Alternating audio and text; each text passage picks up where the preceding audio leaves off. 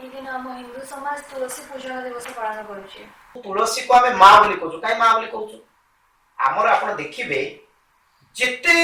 वृक्षर पूजा कथा आमर कहाई अर्थ आम प्रकृतिर उपासक से आप देखिए अस्वस्थ गच्छर पूजा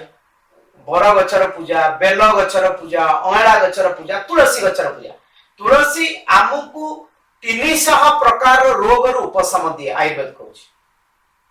जो परिवेश रे तुलसी अच्छी सेठी सकारात्मक ऊर्जा तैयारी होची आमको भल ऑक्सीजन मिलुची अर्थात तुलसी अवदान आम प्रति किसी कम नुह तेणु मो मत ठीक कथा जे डिसेंबर 25 रे लोक जो माने प्लास्टिक गछ लगेकरी उत्सव मनाउचंती मु तो आपनक माध्यम रे पूरा समाज को निवेदन करी एठी खाली हिंदू न तो बंचिबा को तो आपन तुलसी गछ लगांतु मु तुलसी को मां कहूची आपन मां न कहंतु किंतु आपन तुलसी लगांतु कारण मुसलमान क्रिश्चियन भाई मान को भी मु अनुरोध करबे आपन तुलसी लगांतु भलो ऑक्सीजन पाइबा पाए मनीष निजको बंचेबा पे प्रकृति को बंचेबा पड़े तेणु सेथि पाई मोर तो मत जे डिसेंबर 25 को